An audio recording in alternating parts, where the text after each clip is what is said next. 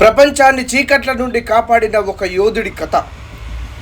అది 1855 మిషిగాన్లోని పోర్ట్ హ్యూరాన్ ప్రాంతం. 8 ఏళ్ల పిల్లవాడి చేయి పట్టుకొని పాఠశాల నుండి ఆ పిల్లాడి అమ్మ దగ్గరకు రుసరుసలాడుతూ వచ్చింది ఒక లేడీ టీచర్. వస్తూనే ఆ అబ్బాయి తల్లిని చూస్తూ, ఏమ్మా ఎన్నిసార్లు లెటర్స్ రాయాలి? మీ అబ్బాయి ఒక మందబుద్ధి గలవాడు, వాడికి చదువు చెప్పడం మా వల్ల కాదని, ఇంకా బడికి పంపకండి, ఇంట్లోనే ఉంచుకొని ఏమైనా పనులు నేర్పించుకోండి, మళ్ళీ బడికి పంపవద్దు అని చెప్పి అక్కడి నుండి వెళ్ళిపోయింది. ఆమె వెళ్ళిన 10 నిమిషాలకు తేరుకుంది ఆ తల్లి. కళ్ళ నిండా నీరు కమ్ముతుండగా అమాయకంగా తన వంక చూస్తున్న తన కొడుకు కళ్ళలోనికి చూసింది. ఏమనుకుందో ఏమో, వాడిని గట్టిగా కౌగలించుకుంది. నిజమే, ఆ అబ్బాయికి ADHD అనే మానసిక వ్యాధి ఉంది.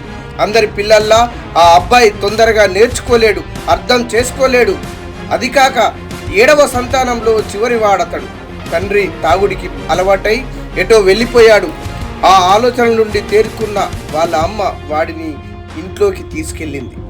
ఆ రాత్రంతా వాడి గురించి ఆలోచించింది. వెంటనే ఒక నిర్ణయానికి వచ్చింది. ఆ ఇంటినే ఒక పాఠశాలగా మార్చేసింది.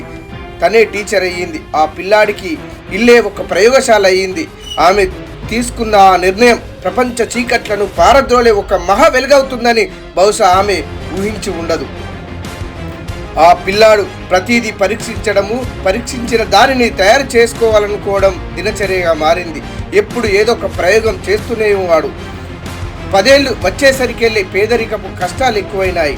డబ్బుల కోసం న్యూస్ పేపర్లు వేయడం మొదలుపెట్టాడు. స్వీట్స్ అమ్మసాగాడు. ఆ వచ్చిన డబ్బులతో ప్రయోగాలు చేయసాగాడు. తన 12వ వయసులో అనుకోకుండా ఒక స్టేషన్ మాస్టర్ కూతుర్ను కాపాడడంతో రైల్వేలో చిన్న పని సంపాదించాడు. అక్కడే టెలిగ్రఫీ నేర్చుకున్నాడు.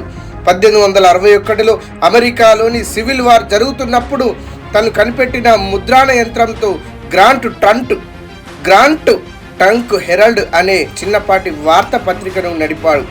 రైల్వే బోగిని ప్రయోగశాలగా మార్చుకున్న ఆ పిల్లవాడు అనుకోకుండా రైల్లో అగ్ని ప్రమాదానికి కారకుడయ్యాడు. ఈ ప్రమాదంలో తన వినికిడి శక్తిని కోల్పోయాడు. రైల్వే అధికారులు అతనిని పని నుండి తీసేశారు. ముద్రణ యంత్రాన్ని మండుతున్న మంటలలో వేయడంతో అది కాలిపోయింది. అయినా పరిశోధనలు ఆపలేదు.